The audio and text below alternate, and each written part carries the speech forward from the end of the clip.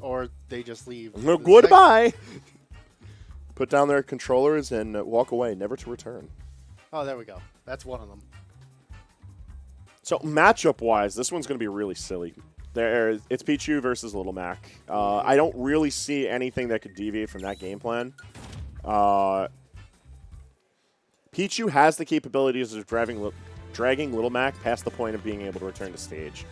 Little Mac has the capabilities of killing Pichu at like 30% if Lanky catches Damon in the right spot. Like, I know we usually make fun of Pichu for how light Pichu is, but like this is a matchup where you go like, damn, Pichu really is not fit for first place in a bracket anymore. Yeah.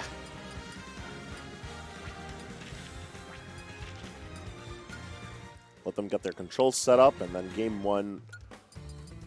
Oh, probably PS2, just because statistically game one on PS2 is most overwhelmingly likely start. Yeah. But if we find ourselves anywhere else, I think small battlefield would probably be the better of for these two. It's less space for them to traverse. The platforms are better for the combos. It is, by all technicalities, the most neutral for this really specific matchup. Yeah, I can see what you mean. Small battlefield is just smaller PS2. Kind of funny how that works. And in a lot of ways, it is a bit more of a neutral stage. Yeah. It's not necessarily bad for either one of them, but it works to some of their strengths, at least, from what I could tell.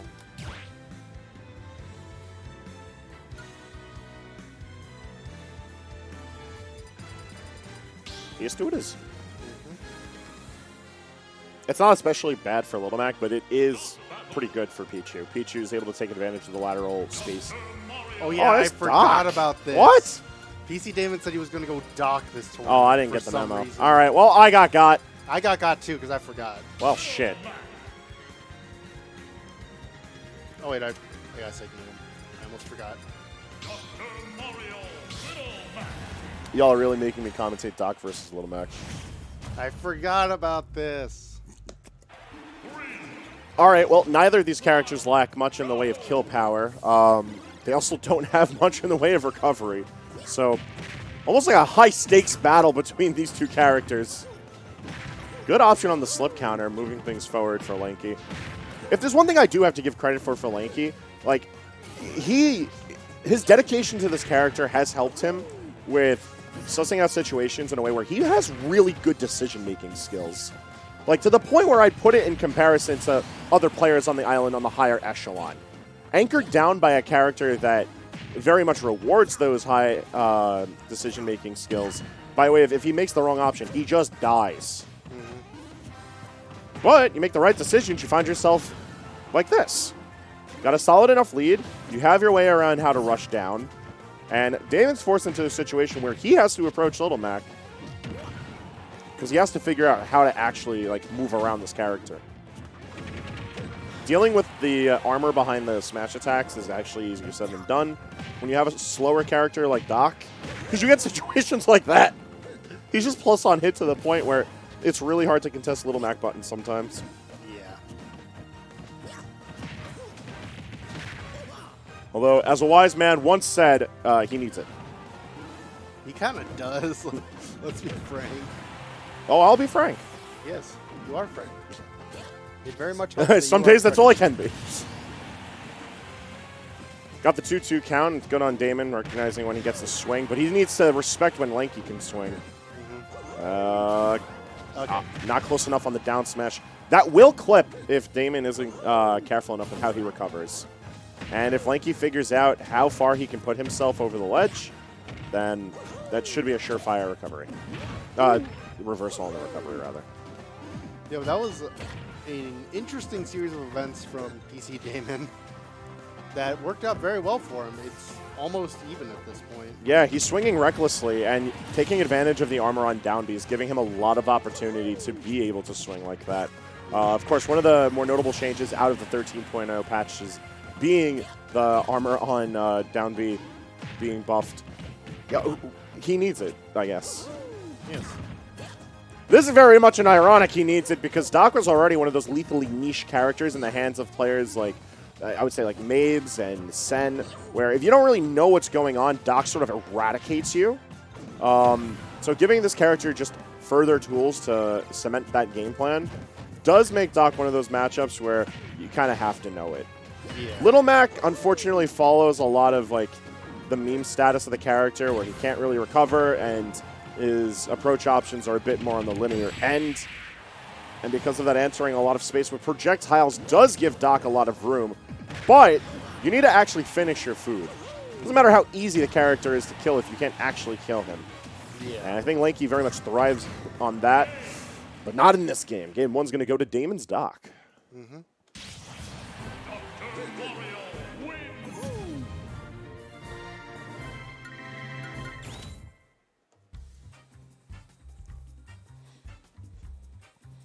All right, seeing where stage 2 is, if we see a stage switch, I'm expecting the small battlefield pick, although that is a bit more of a dangerous stage when accounting for Doc. Hollow Bastion makes a lot of sense.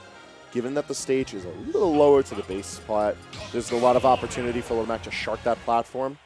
We already saw a good amount of rising uppercut from Little Mac that gave him that opportunity to make the platforms dangerous. And now it's going to be even more present. Slugging. Yep. Like I was saying, armor on those moves makes his smash attacks very troublesome.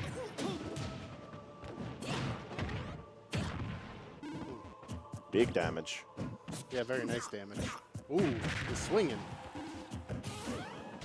Yeah, keeping in a close range brawl with Little Mac is a bit on the more dangerous end, but it looks like Damon is perfectly suited for this battle. Approaching with Mega Vitamins is pretty smart.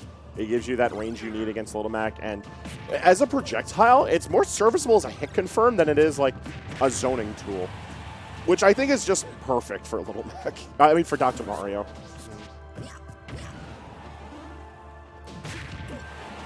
Ooh, all right. Reversal ends up ending in Lanky's favor. Good on him for making sure to get that tech, finish his food. Now he's got to push with the lead that he has. Ooh. Slight whiff, but I like the ideas for both of them. That should be... Oh, wow. Went for a confirm that doesn't exist. Hey, sometimes you got to go for it. These high percentages, you definitely got to go for what works. Forward throw would have made things a lot easier for Damon, because now you're sitting in a position where Lanky just gets a swing on you. And look at that shield.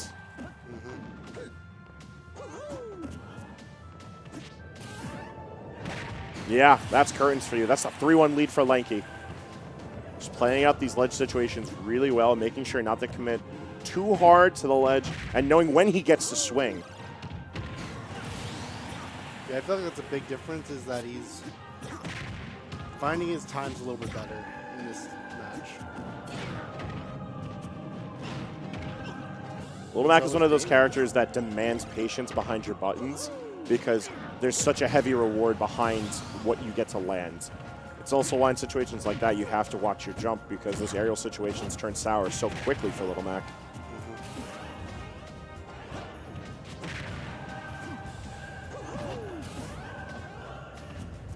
I feel like this is still a very dangerous game for both players. Very much so. DoctorMario has a lot of potential to net early kills and has surprising damage output if you're not ready, especially given the way that Damon's been leading in a lot of situations with either up air or Mega Vitamin or some combination thereof. But it's Little Mac we're talking about, and it's DoctorMario at 90%. Confirming KO Punch will absolutely end things out in Lanky favor, but doesn't look like he's going to get that opportunity in this game. Oh, this is dangerous for Lanky.